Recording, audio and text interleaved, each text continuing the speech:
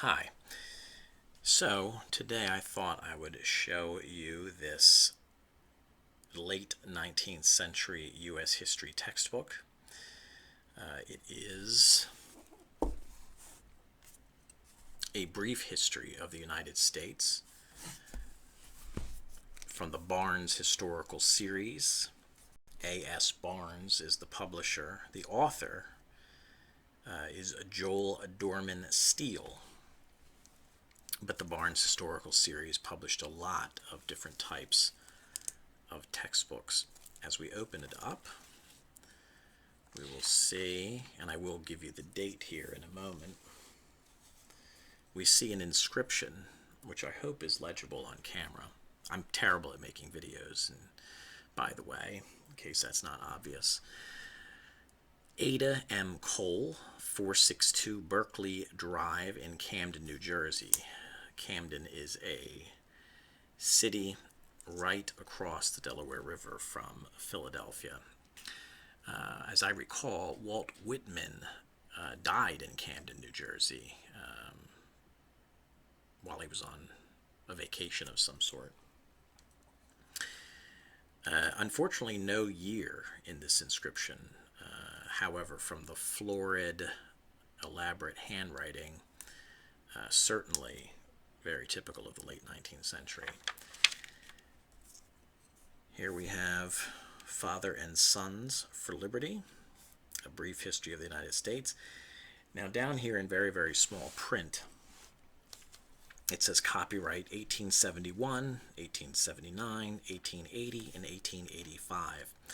In fact, as you'll see here, one moment.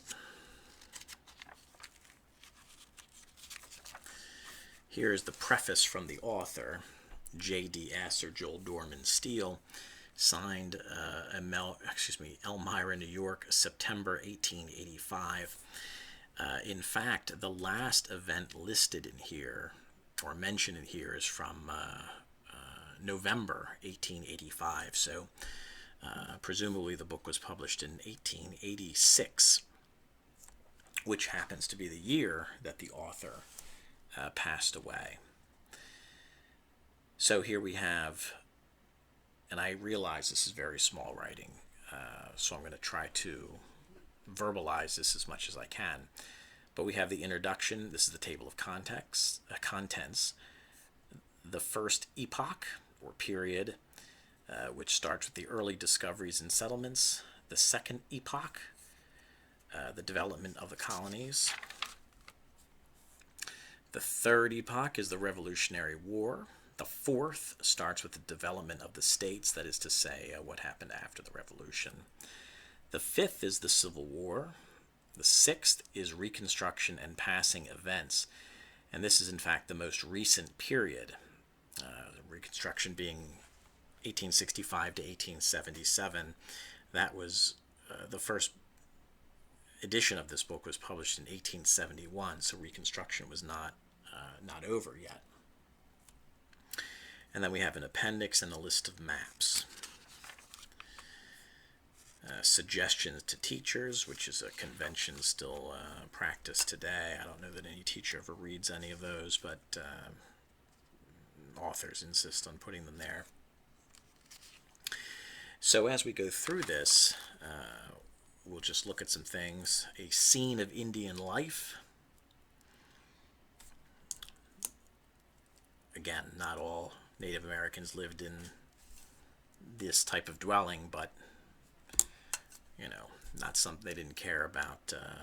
This accuracy of quote-unquote less civilized people back in those days. But if we continue through here, we will see what I would like to show you next. Here is a nice map. It says map to illustrate the colonies and the Revolutionary War. So we see New York, New Hampshire, Vermont is missing because it wasn't a state yet. It was essentially claimed by New York at that time.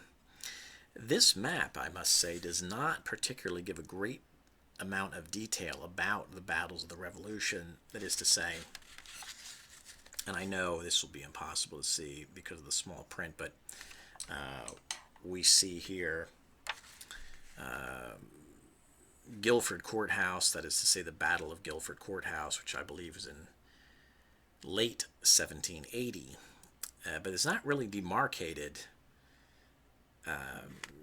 compared to a regular town like Halifax, for example. So it's more of a map than a map of the Revolutionary War, but it is a nice map, I would say. Here's the title, or I should say here's the start of the third epoch with the Revolutionary War, which we will go through some of this. And here's a picture of the British retreating from Lexington. This, of course, would be the British. The U.S. Forces were behind rocks, fighting a kind of guerrilla style, because that, let's just say that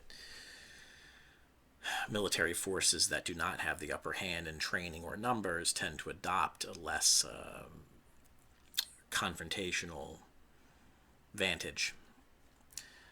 And so they're behind the rocks, lining the way, shooting upon the British as they are retreating.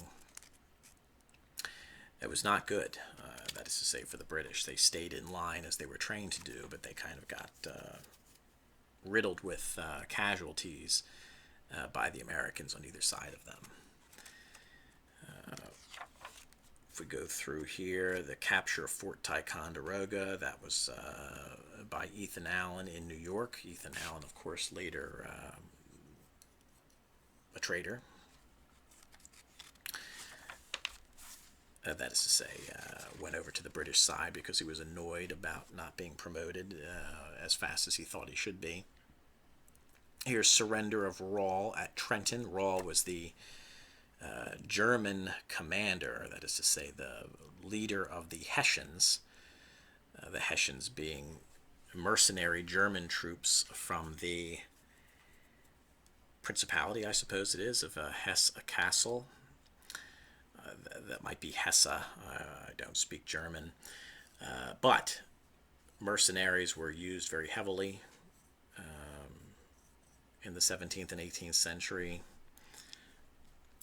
certainly before then as well. But anyway, the British used German mercenaries.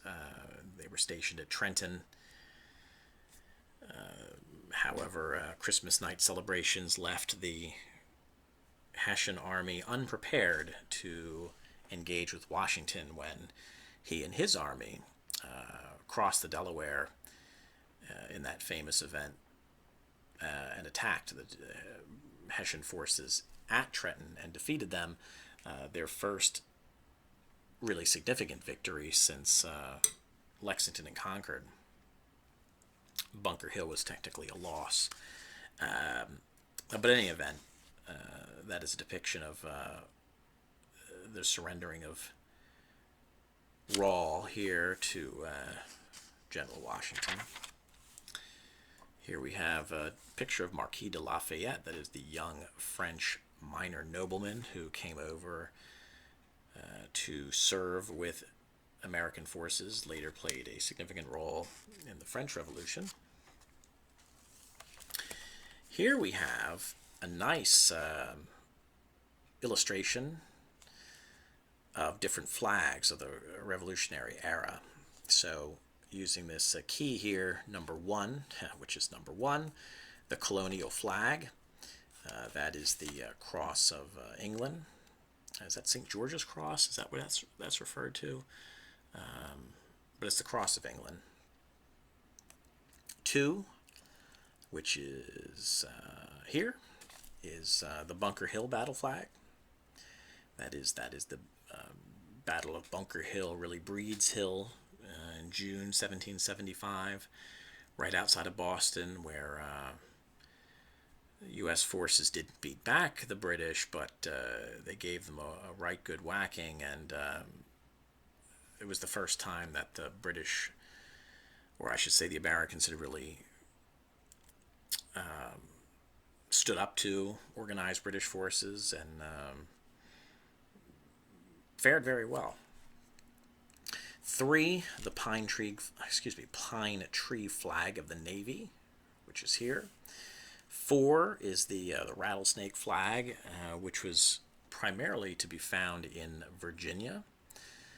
Of course, you see it a lot these days by a certain faction of people who I won't go on, but that's the Don't Tread on Me flag.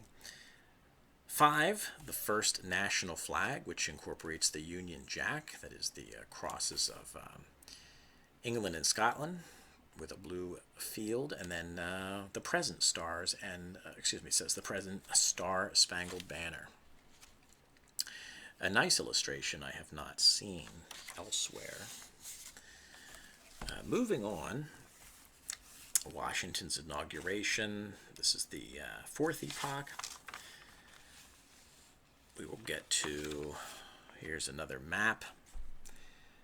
This is a kind of a map of the War of 1812, showing the various campaigns. And then here's another map of the Mexican War, which was 1845 to 1848,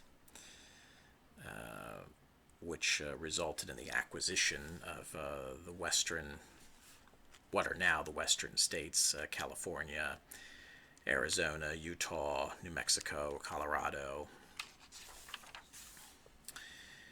Capture of the Guerriere by the Constitution. Well, that's a depiction from the naval incident in the War of 1812. The Guerriere was a British frigate who had insulted an American merchant ship, which I can't remember the name of it. I'll remember after I do the video. But anyway, earlier in the conflict, the Guerriere had fired on, I guess it was at the Chesapeake, or I might be thinking of the Chesapeake incident in, I don't know. I can't remember. But anyway, the Guerriere, and then the Constitution, which was a pretty brand new U.S. warship, found the Guerriere and beat the crap out of it. So the Guerriere, big loss, especially for the British, which prided itself on naval supremacy and its naval aptitude. But the Constitution, which still exists, by the way, as a museum, it's not the original ship. It's been totally redone, but you can see it up in Boston. So as we move forward here, the Battle of New Orleans, so this would have been January 8th, 1815. That is Andrew Jackson. This was, in fact, after the conclusion of the War of 1812. What I mean is that the treaty with the British was signed at Ghent, I think in December of 1814, but news did not travel very fast. So when, about 2 weeks later, the British went to New Orleans to occupy that city and control the Mississippi, Andrew Jackson was there to greet them, and in a crushing defeat of the British, secured New Orleans for all time. The leader of the British was the brother-in-law of the Duke of Wellington. Once again, it would be nice if I could remember what the heck I'm talking about when I do these little presentations, but I don't, and I don't make things up. So, in any event, great victory for Andrew Jackson and for the U.S. at that time. If I can remember the name, I will tell you. I didn't see it anywhere. In any event, now we move into the Monroe administration, but let's just move on here. This is the homes of eminent Americans. I won't go through them all, but that's Mount Vernon, for example. Monticello. It's hard to see that, I think, in black and white. As we go through, oh, here's another map. If I could turn the page, that would be great. Oh, yeah, map to illustrate the Civil War. Not really. That is to say, not, there's no sign of troop movements, no real distinction of where the battles were fought versus just where the cities are, but I don't really understand that. But anyway, this is the South, except for the lower part of Florida. This would certainly show all the states that had seceded and some that didn't. Texas did, but you can't quite see that. Delaware did not. Maryland did not. West Virginia separated from the rest of Virginia in 1863 because folks in that area did not want to leave the Union. Missouri never quite seceded, nor did Kentucky, but they were kind of counted by the Confederacy.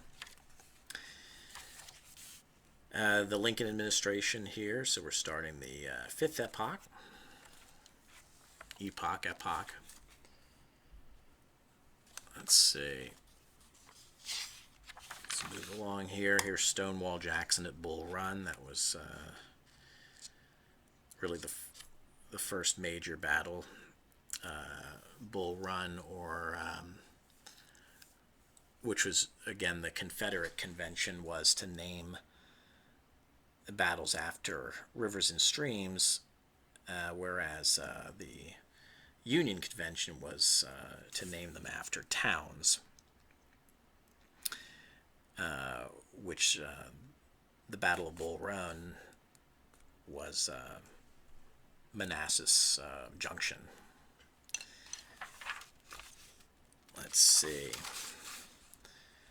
This is depicting many things. So Sherman's March to the Sea, campaigns in Kentucky, campaigns in Missouri. More maps showing campaigns, which again I think are not particularly... It's hard to look at the camera there. Through what I'm seeing, I think, is a pretty bad view. So we go on here through the Civil War. The Civil War occupies about 50 pages or so. Here we have a map of the territorial development of the United States. This shows the original 13 colonies, the Northwest Territories. These are when the states were added. Here we have the Louisiana Purchase, Texas, the western states as obtained after the Mexican War, as noted earlier. Here's Alaska, which was 1867. Hawaii is not on here because the U.S. annexed Hawaii in 1898, became a state in 1959. That was the final state. But everything else is here. That's a pretty standard map. That is, this map in many different forms appears even today in U.S. history textbooks. We get to the Johnson administration, but only 2 pages later we're at Grant. This is in the middle of Reconstruction. Here we have the Battle of Little Bighorn, which he calls the Battle of the Bighorn, the death of Custer. That is, this was in 1876, where Custer blundered into a battle with I believe they were the Oglala Sioux, and were slaughtered. Custer, a Civil War notable,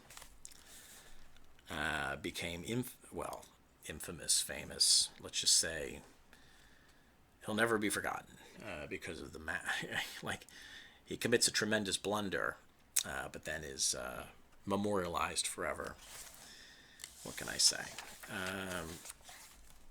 A riot at Pittsburgh. Well, this is referring to labor disputes in the steel sector in Pittsburgh. We're getting to the end here. of the chronology. Here we see, I like this. This is kind of listing the different things that happened in the 1880s, which again, this book was published in 1886.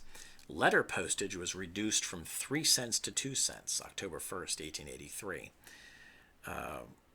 Again, why the author felt fit to include that, I have no idea, but it's a pretty interesting detail. Another one, which should not be looked at flippantly, foreign affairs. Chinese immigration to the United States was forbidden for 10 years in 1882. That's certainly true, and I guess, if I was a student, I'd ask why. But there is no why. It's just the list of the fact. And that's why, again, like a professional historian would never just write something. You want to explain why it's significant. This guy is not a professional historian. And I think that shows to some extent. And then after this, the author kind of just adds in a bunch of stuff about the progress of the U.S. Here we have a balloon, hot air balloon, like a reconnaissance balloon, steamship. It's an early locomotive. I guess that's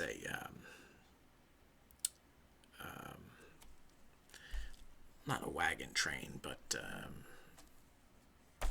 a stagecoach line. These apparently are people in this balloon. I find that hard to believe, but there it is. Bigger steamship. Who knows what that is, honestly? Is that a mine going? Oh, I guess it tells you. The new style torpedo boat. Oh, okay, fair enough. And then 10, the modern trip hammer for making steel, presumably. More progress of invention. I won't go all through these, but I like the scuba person there. There's a telephone, telescope, cannon. I guess that's Benjamin Franklin with his kite, showing that lightning and electricity were equivalent. That's fine. And then the author has in here questions for class use, which again, not an uncommon inclusion. Interestingly, there's actually some answers here, which were written maybe by Ada. But what trees are celebrated in our history? Oak and elm. Honestly, I have no idea what that's referring to. I really don't. I did not know any trees were celebrated in our history. Who knows? I don't know what to say about that, to be honest with you. But there's, if you're interested in historical questions or trivia, this would be pretty good. So, describe the March to the Sea. What is the Monroe Doctrine? What is the Protective Tariff? Who are the Green Mountain Boys? All good stuff if you are interested in that sort of thing. Here we have the mandatory inclusion of the Declaration of Independence. I say mandatory, I'm kidding, but almost all U.S. history textbooks have it. The Constitution. If we go to the end of the Constitution, we will see what the last amendment was. Let's do this. So this is 1886. So we have the 13th, 14th, and 15th. So I'm going to say there should be 15 amendments because the 16th one, which was, I think that was the income tax one. The 17th, I believe, is direct election of senators. So I think 16 allows for direct income taxes, but we should have 15 amendments in 1886. Let's see. Well, what happened now? Amendments. Article 2. Here's 10. That's the Bill of Rights. 12, 13, 14, 15. So that should be it, 15. And it is. Yeah, great. And then we have a table of states. Oh, I see. So it's telling you the origin of the name, when and where it was settled originally. The population, is that what it is? Yeah. Oh, no, that's the area in square miles. The population in 1880, which would have been when the last census was done. And then the original names. Oh, I see. Or rivers that it derived from. It's kind of weird, but okay. And then we have the index. And then that is the end. So one could spend a lot more detail going through this, but nobody's asking for that, to be honest with you. You didn't even ask for this. But I hope you enjoyed this tour through this 135-year-old U.S. history textbook. I appreciate you joining me. I hope you found it entertaining and at least a passable way to spend a half hour or so. And I'll see you next time. Thank you.